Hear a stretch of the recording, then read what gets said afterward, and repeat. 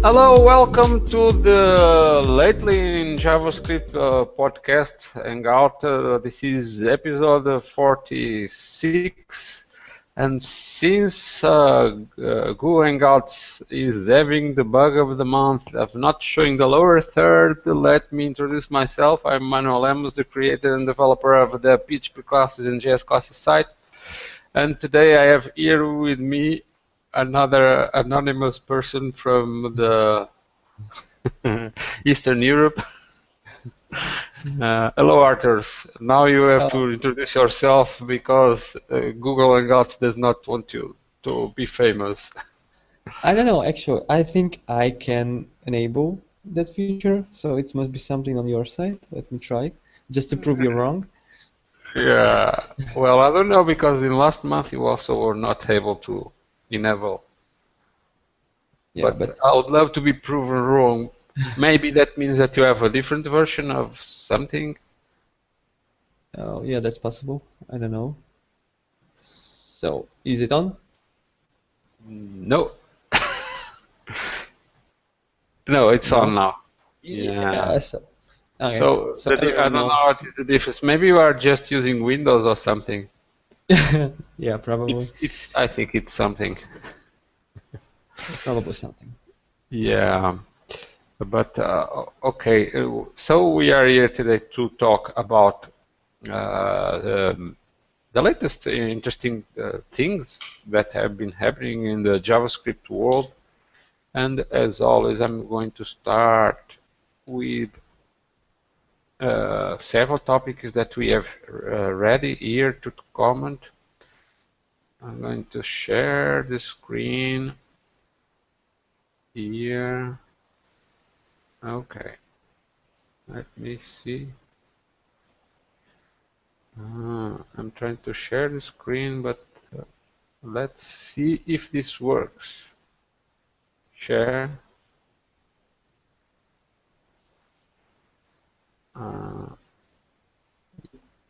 It works.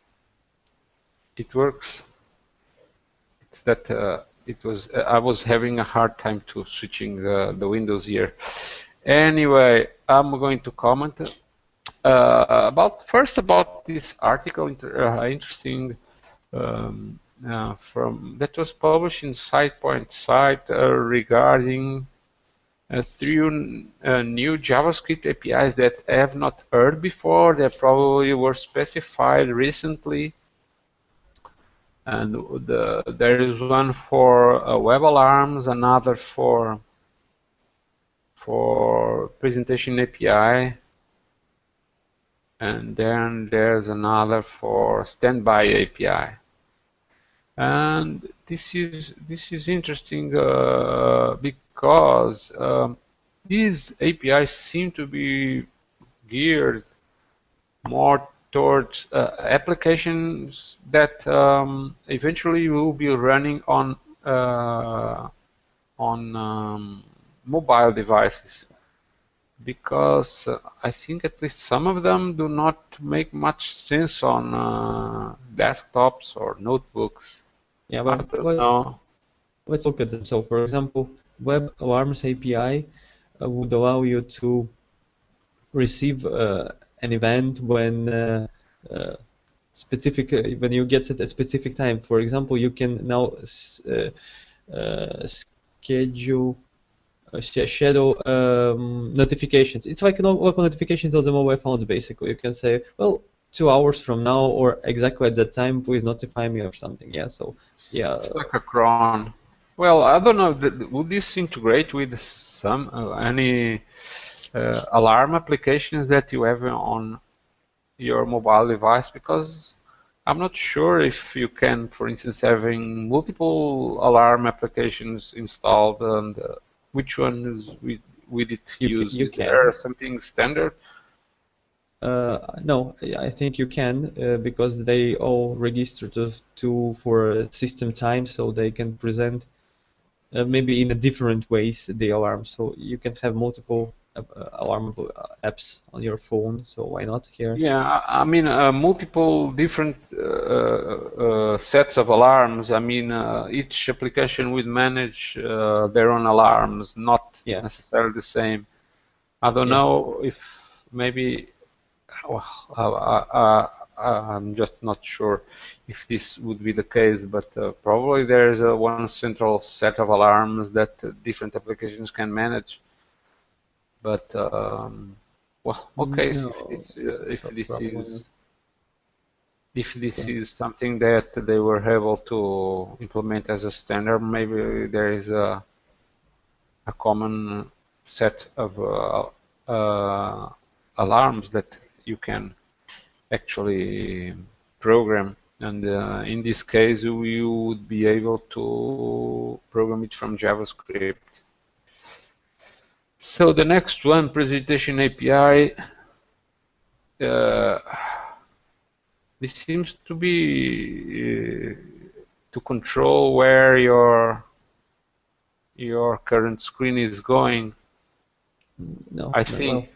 yeah, it's something similar like that. Basically, what it does, you show a web page on your device or desktop, and there you show a web page on your the projector, and it allows to communicate between those pages, so you can like manipulate from one page, manipulate the other, or something like that. Yeah, yeah, this could be interesting for applications, but well, Like creating a PowerPoint and a notes, so you can you see can notes send while it to presenting your PowerPoint. Chromecast device.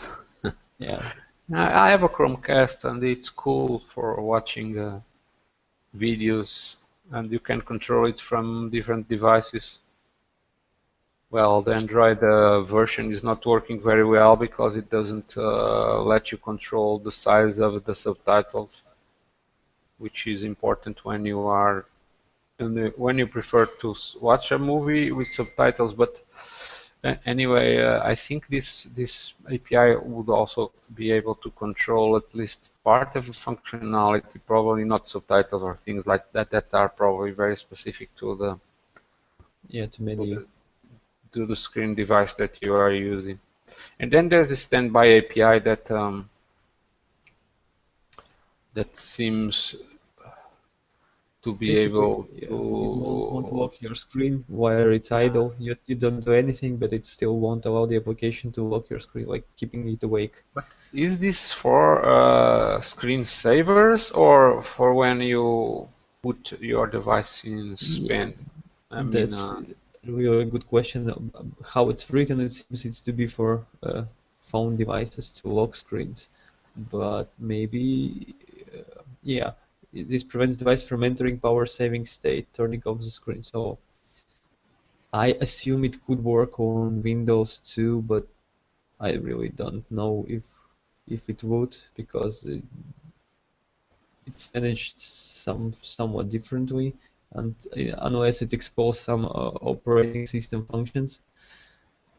yeah, it was. I think in this case, it is probably um, to integrate with those events of when you push your mobile device power button, that it does not shut down your device, but it just suspends the the the the, the activities. But mm, once there is some input activity, it becomes it gets back to the well, it starts working again as usual.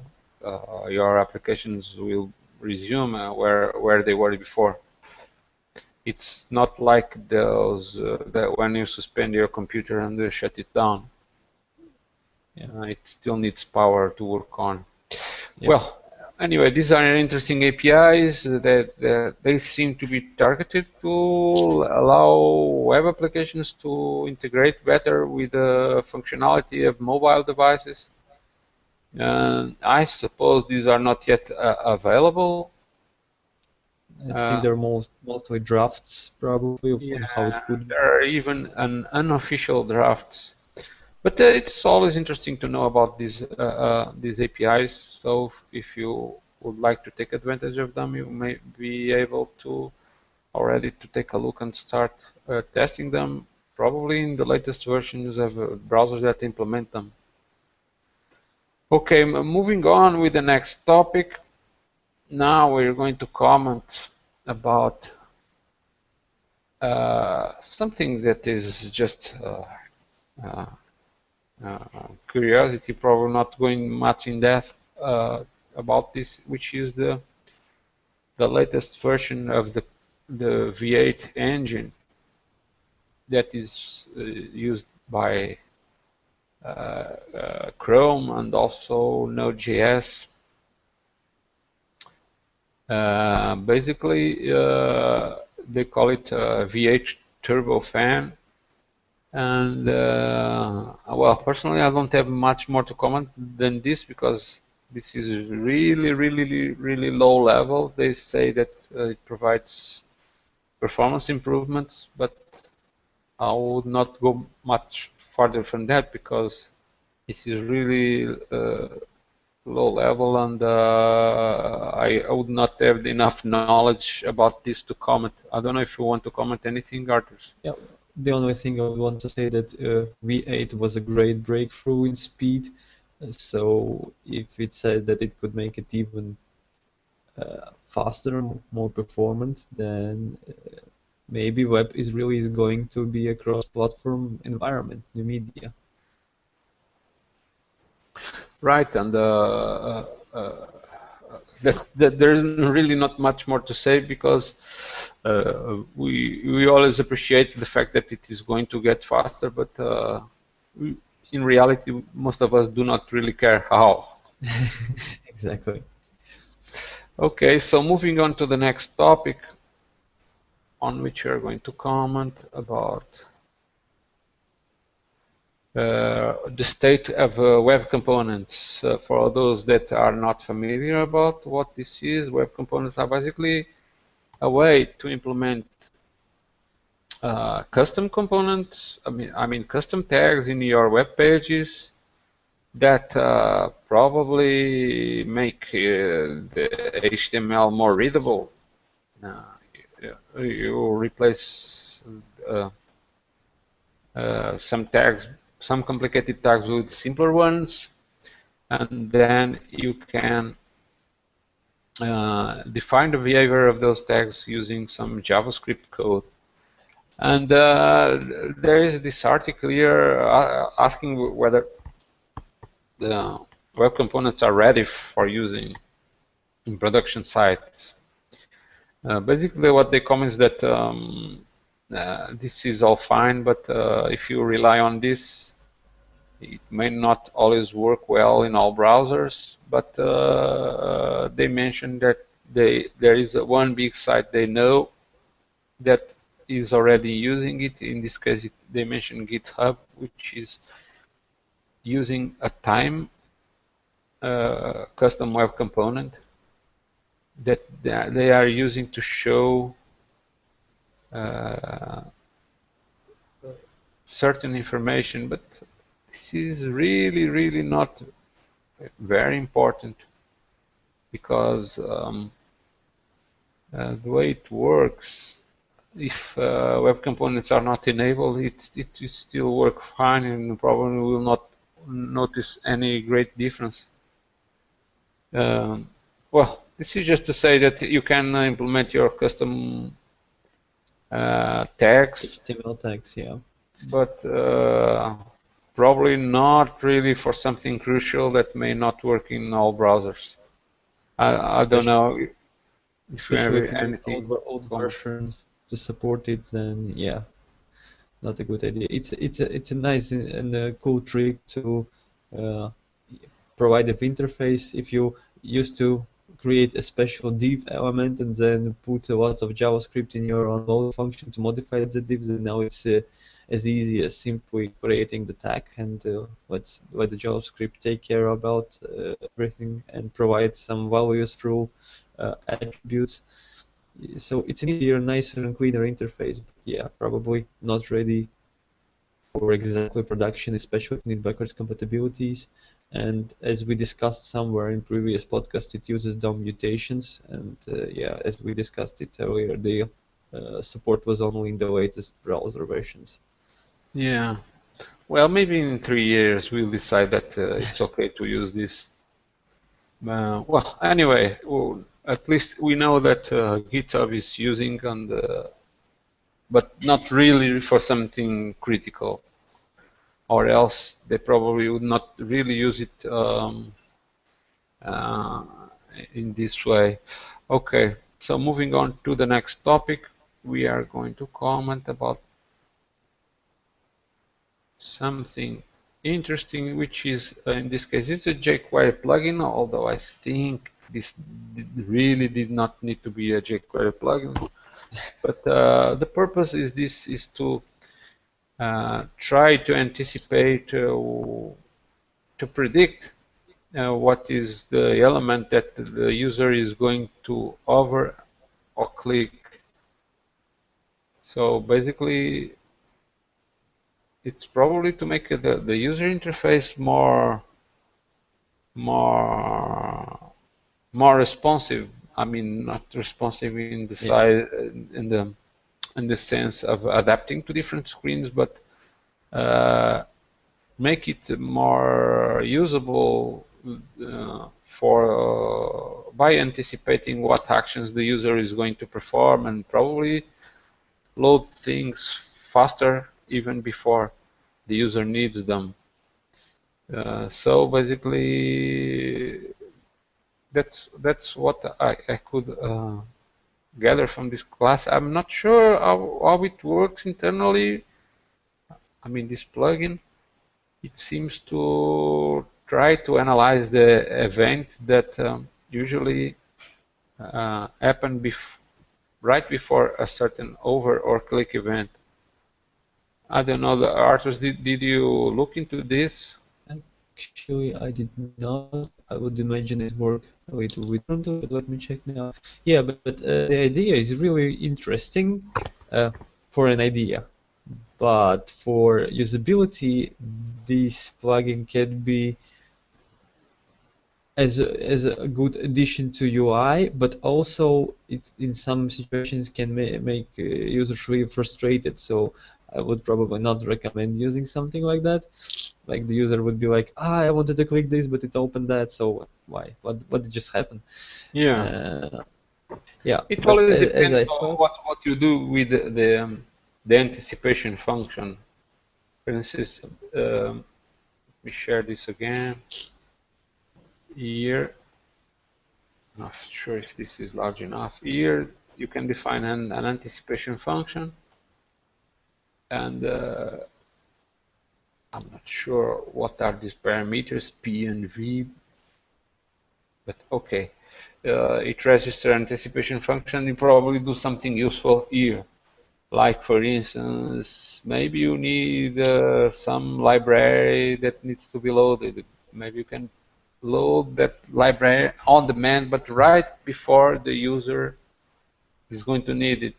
So I think I understand your point. I just think it depends what you do. I don't know what kind of scenarios you were seeing that could be bad for the user.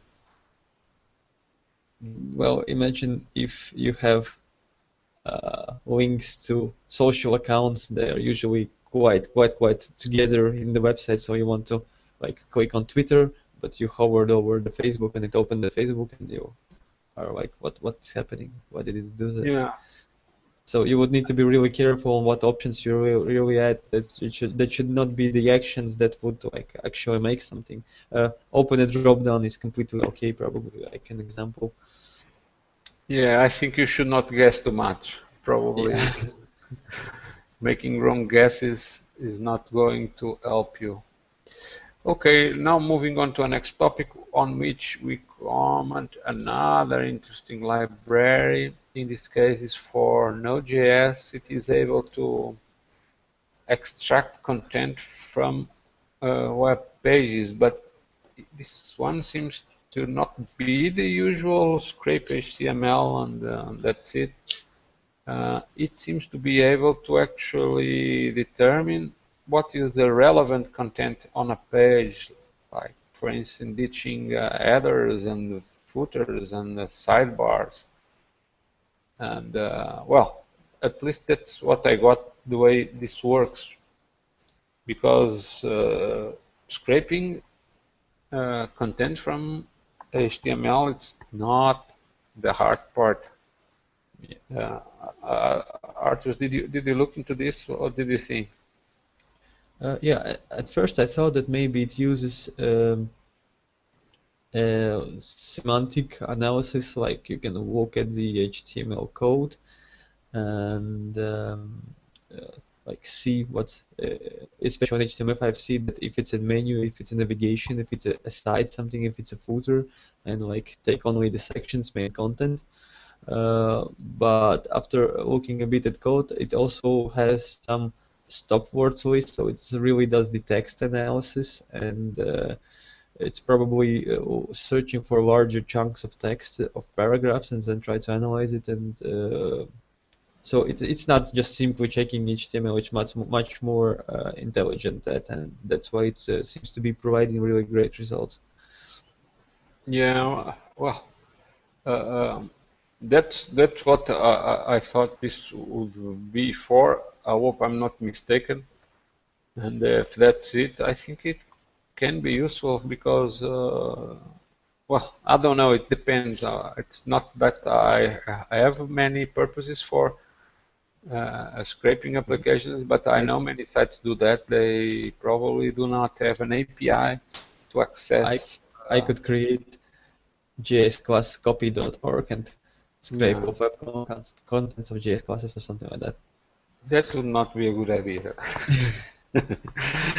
Well, but well, I can see the purpose of people that want to scrape content to obtain things that otherwise could be obtained via an API. But when that API is not available, this could be useful. In this case, it actually makes the job simpler, as it would avoid the need to have a post-processing task of scraping the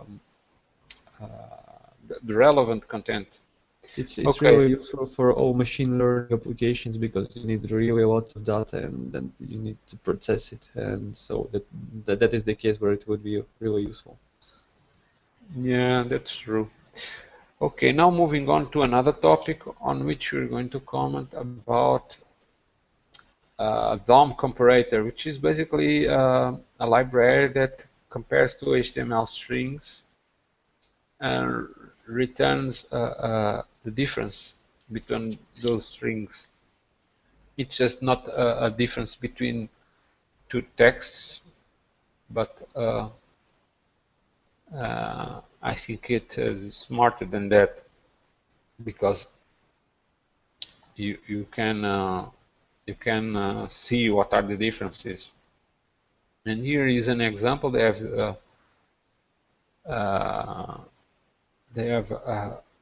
an input HTML here, and then the other input to be compared is here. Then you call this component, and it seems to return an object like this. This is, in this example, they are passing it to a testing framework, expect, that tests if a value is equal to this one. And from what it seems, it does not return the difference between two HTML strings is not really something that is also HTML. It's rather an object that lists the changes. In this case, it says it removed the attribute, and then it mentions a path of that attribute. And well, this is quite advanced. I'm not sure when this would be useful. I know, I know. Pick me, pick me. Yeah. Okay, okay. You may Um, answer that question. okay, basically, while working with lots of different designers remotely, of course, uh, there is usually, well, okay, it's okay to work with some. We have revisions and like that, but one was typical a pixel vision designer. Basically, he would need to make everything in places by pixels, and Yeah. so I created a small JavaScript injecting script. So he injected into the URL that would allow him to modify it, and he will just tell me, well, I modified the padding of it to pixels more, so it works okay. So I modified the CSS code. But this library would actually allow me to take the normal source code and then take the source code after his modification with injected JavaScript and just send me the summary of what modifications he did so I can apply them in the real CSS file and deploy. Yeah, that's true. That could be useful. I just am not sure if this would actually uh, work also at the CSS level, because if your designer changed things in the CSS but not in the HTML itself, you probably the change that you want to detect would go unnoticed. I'm not sure. Well, true, but if you're working with the injected JavaScript, then it's probably applying it so as style attributes, so it should reflect in the DOM. Uh, Okay, yeah, it's debatable. It's something that needs to be experimented with. well, it says the DOM, but in reality, you pass two strings. Yeah, that's why it would be perfect for it. So I think it is just called DOM comparator because it probably builds a small DOM tree to compare things. Okay, well, anybody that has a good purpose for this tool, I'm sure there is plenty of people who who needs like that may can take a look at this component. So we are going to move on to the next topic, which is about a library that claims to work faster for loading single-page applications. Usually those applications have a part of HTML and JavaScript. Uh, Often the JavaScript is detached from the HTML page, and then there are some parameters, some data that is used to load the, the initial state. Well, that's the way I interpret this. So what this library proposes is that instead of loading the JavaScript and starting the application and then only then loading the necessary data, JSON data, for instance, to configure what is the initial state, they suggest that it could be done in parallel, loading the, the page application JavaScript and the data JavaScript. I'm not sure what exactly this library does because it's very, very small, Well, yeah, and probably just switch the order of loading the things. I did not take a look, so I'm not sure. it seems to be that, well, the main idea is that when you're loading the page, when the browser hits JavaScript, it mandatory needs to finish loading the JavaScript and only then continues to load everything else because, well, the DOM can be modified. So that's why they usually recommend to put all the JavaScript in the end of the page because the page would be already loaded. But this library seems to do the trick that you actually load the contents of the page through the JavaScript. So you guarantee it would be loaded one of the first, even before the other HTML goes. So Yeah. it's a way to present the information faster. I don't know how well it works in reality, but I think that's the main idea behind this library. Yeah. Well, this can be interesting for all those that are trying to optimize the last mile to make it as fast as possible, make your web pages as fast as possible. So those that are interested should take a look at this Pegasus library and eventually take advantage of whatever it proposes to make it faster. Now we are going to move on to one topic that we usually make a bit fun of the topic, not specifically because of this library, but because everything else has been ported from C++ to JavaScript using hem scripting. You're saying But like that's this time it's not hem scripting, it's Chirp. It's a new library, I mean a new C++ compiler that generates JavaScript as output, so you can implement convert existing C++ libraries to JavaScript, and well, it's basically for the same purpose of M scripting. So I'm not sure if there is much more to mention than this. I don't know. Any comments, Arthur? Yeah, well, when you look at the scripting, there is a list of all the dependencies and all the things that you need to do to make it all happen. At least for it's my first look on this website. I haven't heard about before, so at least from this look, it seems like you download it, you provide the sources, it does everything that you need yourself. So I would really need to check it out, but it seems to be like more automated. I could not figure the difference if there is anything different. Probably. Maybe those that are really interested, because I think it's not for everybody. It's not just like everybody has some C++ code to convert to JavaScript. Yeah, it's probably OpenGL to WebGL, similar stuff that the scripting does. Yeah, and all those CPU intensive applications, for instance, games that were done in the past. So, given that, we are going to move on to another topic.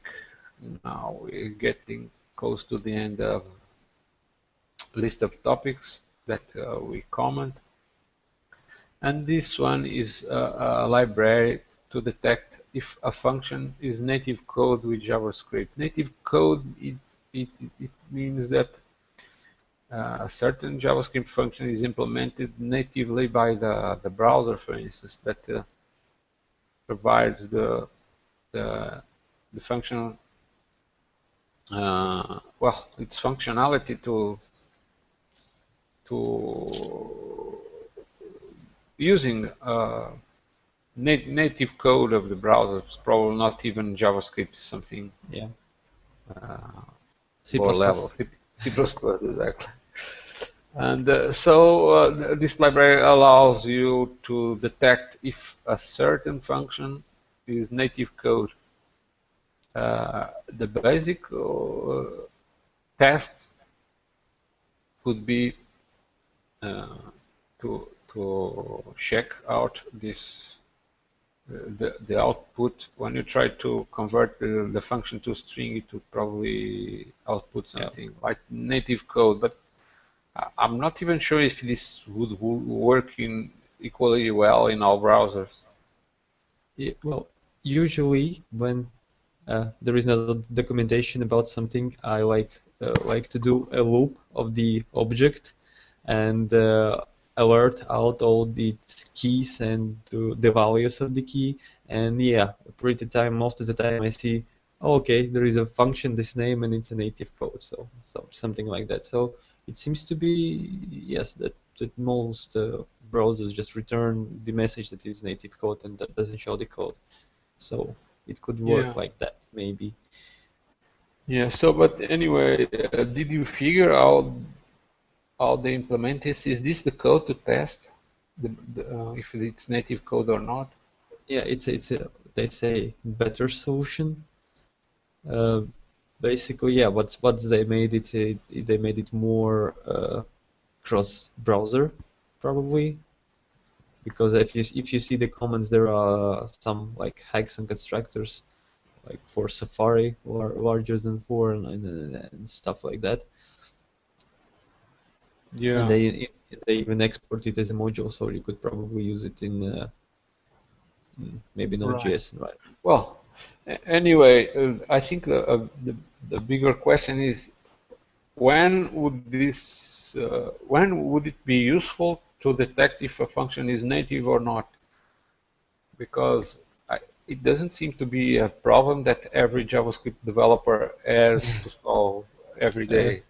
yeah, my usage use case that I could suggest could be too far-fetched for really ambitious JavaScript developers, but it would go like, I check if this function is native. If yes, well, let's use it because, well, you won't get anything faster than native.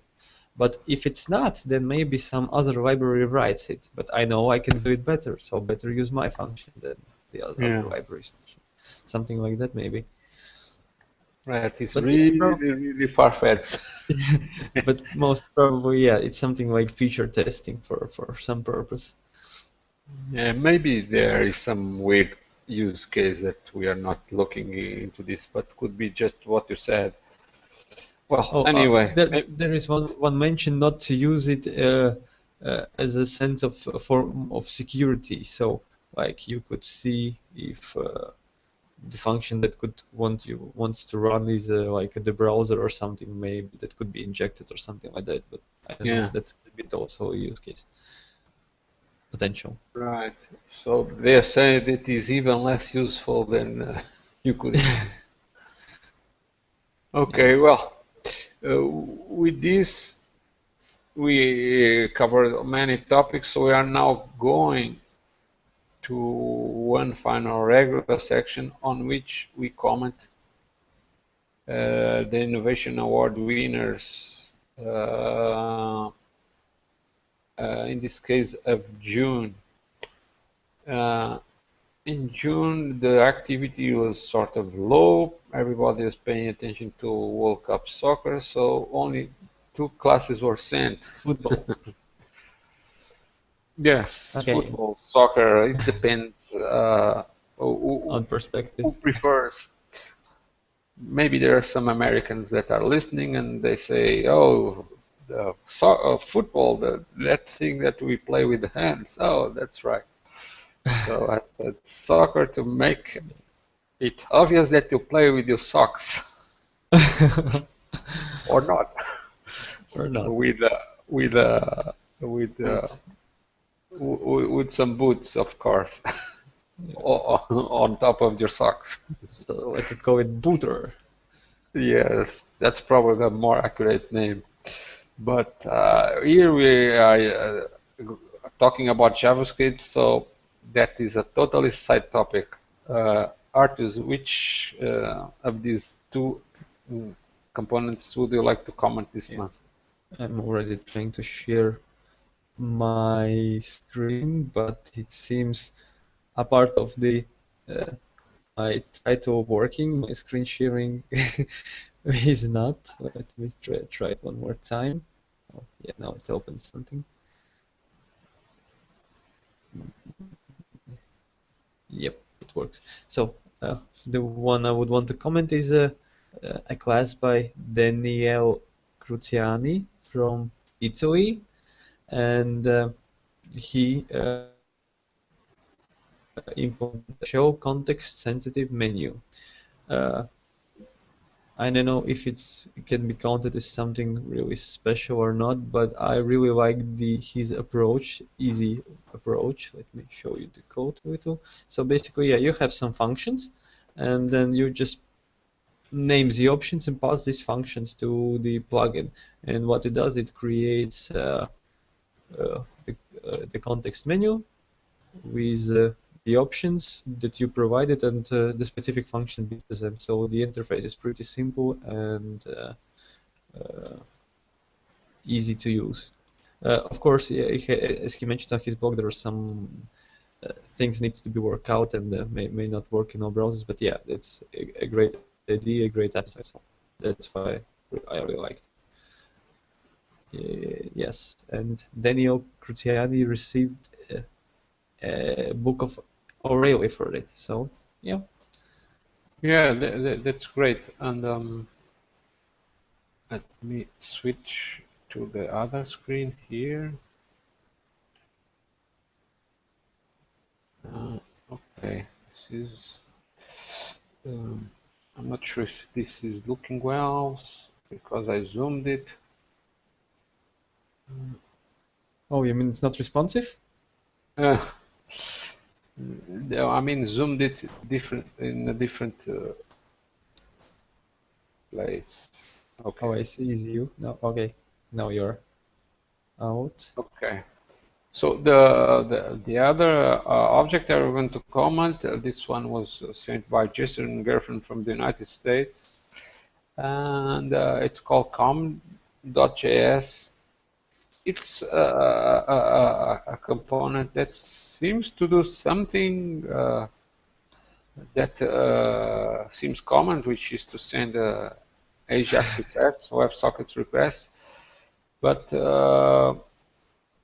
it provides a unified solution that also works not only with the WebSockets and the AJAX, but also with XDR. XDR is X domain requests. It seems this is something for Internet Explorer or something, because I have never heard of XDR before until I saw this component. Yeah. Maybe all Uh, I know is XHR, right? yes, but it's different. It's X domain requests.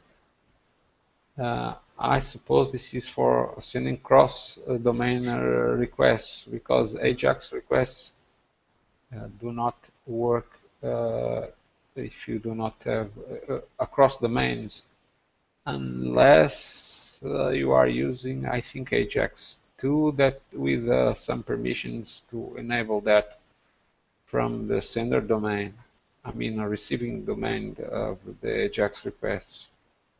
Or it's either that or I'm switching the, the order of the words. Anyway, this is a somewhat unusual, so congratulations to Jason for this contribution, and for that he picked a prize, which is a book from of choice that he picked from Pact. Pact is also a book publisher like O'Reilly. They have many books that are specific to many topics that are not general topics, I would say.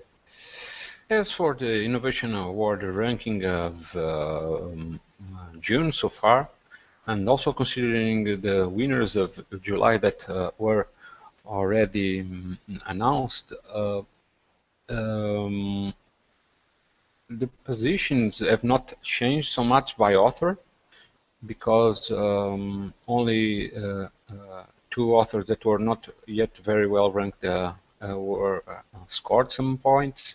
So the main leaders of the ranking by author remain practically the same as so far. Andrich Jordan Marmolejo from Spain leads with 2 packages and 10 points. Jimmy Bow from Canada follows with 3 packages and 7 points. And then several other authors with 1 or 2 packages and less points. By country, we can see that Spain is leading now. Actually, it sort of increased its lead, that thanks to points by Tony L. Requena from Spain in the July already. And Spain so far has 3 packages and 12 points, followed by Italy with 3 packages and 8 points. Then Canada also with 3 packages and 7 points. Then we see Sweden is already increased its ranking with 2 packages with 5 points. And then several other countries follow with one package and less points. So with this, we practically ended this hangout. I'd like to thank you, Arthur, for coming. I don't know if you had any final remarks, anything that you wanted to mention.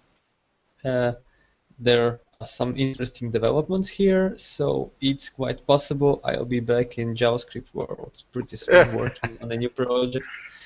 Yeah, we could probably discuss it more on the next podcast. I could tell about it more.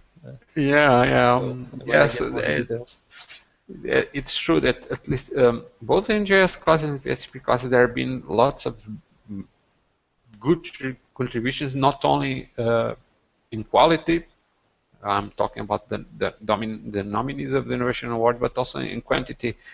I have a long queue of packages to approve, and as you may understand, packages have to be reviewed just to understand what they do, so I can elaborate a clear description, and that takes time. That's why I cannot approve them all at once. So I hope those authors that have packages in the queues, please be patient. They will be approved as soon as possible. And so keep sending your packages. The sooner the better. So the sooner you send them, the faster I can approve them, because they're entering in the queue. And well, with this, we end this recording. That, on my behalf, that is all for now. Bye. Bye.